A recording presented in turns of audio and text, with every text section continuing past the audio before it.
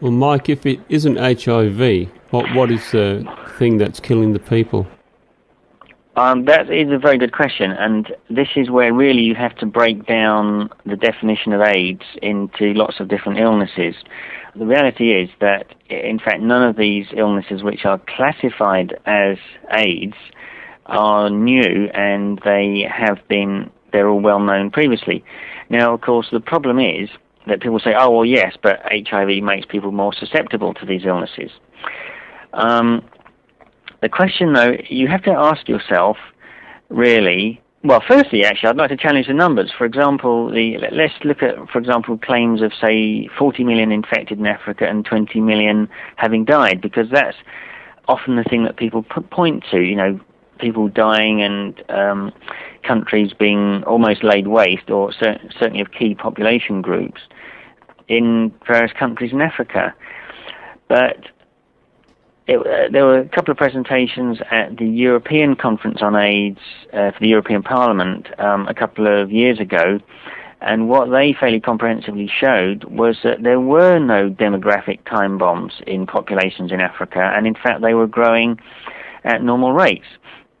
Now, when you start looking at where these claims for these 20 million having died come from, you know, they're not actual measured deaths. What they do primarily is do HIV testing at antenatal clinics. So in other words, they test pregnant women on the notion or basis that pregnant women are a reasonable cross-section of the general population, which is a reasonable assumption. However, there are two problems. Firstly, it's been known from fairly early on, and it's still a problem, even in the latest HIV tests, that pregnancy is known to be a factor that can cause false positives. So the problem is that on one hand, they're measuring people who are pregnant to see if they've got HIV or not, and on the other hand, the test kit instructions themselves admit that pregnancy can cause false positives. So you're getting relatively high numbers of false positives, specifically because you're testing people with whose very condition is likely to cause false positives. So that creates big numbers. Then what they do, they extrapolate those numbers to the whole population and assume that this proportion of the population will have HIV. Then what they do, they back project numbers they assume must have died already. So based on mathematical models and actuarial tables that were originally generated predominantly from groups of gay men mostly in America, who were living and these are just small sections of the gay population that were living a particularly reckless lifestyle. So essentially these numbers of 20 million having died in Africa are at the end of a number of assumptions and projections and, you know, just a whole series of flaws. And the other thing that I didn't mention, in fact, yet, is that people with African genes are particularly susceptible to being diagnosed positive simply because black people naturally have a much greater sensitivity to HIV testing. Black people naturally have a higher antibody level, and you know, numerous studies have shown that whichever way you chop up populations, black people are always much, much, much more likely to be diagnosed HIV positive just for being black. That's something I didn't know. Right, and now of course in Africa, where they mostly go fishing for HIV positive people in relatively poor black populations, and by relatively poor it means, you know, where they're, say, malnourished or living in particularly not hygienic environments, but essentially where there's poverty and you've got other things that can trigger false positives as well, it's no great surprise to get relatively high proportions of people diagnosed positive in Africa. And so therefore, when you put those numbers into these projections, you come up with a number like 20 million having died already, which really does not withstand scrutiny. So maybe what we could say is, in answer to the question, what is killing so many people, maybe we could say epidemiologists.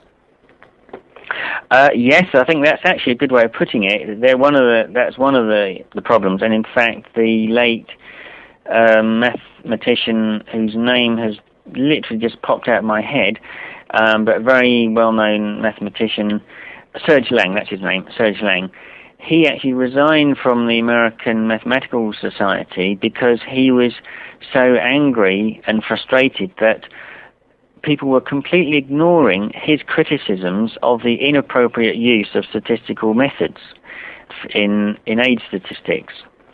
And he made a number of criticisms, and he was, pretty clear on what was going on. Essentially, people were trying to make numbers as big as possible, especially because that gets funding when people are scared to death of some infection that's going to wipe out the population, especially when it's sexually transmitted, which, again, strikes at our very core. So there's some serious flaws in many statistical methods, and in fact, even statistical organizations that just have an interest in accurate statistics and have no axe to grind about AIDS have also made severe criticisms of the misuse of numbers in claims for age statistics as well. So that's one whole. Epidemiologists and statisticians are essentially the cause of one set of really large numbers, as well as faulty HIV tests themselves. But there are some people that have died. There's no doubt about that. So this is when really you've got to then break down each of these groups into different, if you like, risk groups or categories of people by behavioral things to look at their risk factors. Now, the other thing you've then got to do is ask which period of time are you referring to, because the reasons people may have died over different periods of time, the reason certain groups may have died will have changed over time. And so the classic one, for example, if you look at gay men, right at the beginning, I think most people would find it hard to comprehend the behaviors that some groups, a small proportion of gay men were doing. And it was recorded that the average number of sexual partners per year that gay men living this fast lane lifestyle in places like Los Angeles, San Francisco, New York, the average number of sexual partners per year was 2,000.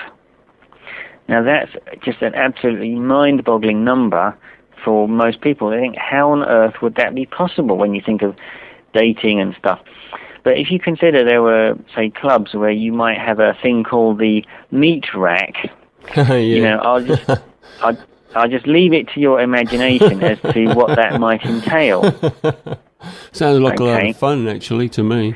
Yes, it sounds like a lot of fun. But, Michael Kalin, who was an early AIDS activist, who was semi-dissident, if you like, or semi-non-orthodox, he eventually realized, hey, we're killing ourselves inherently because of our behavior.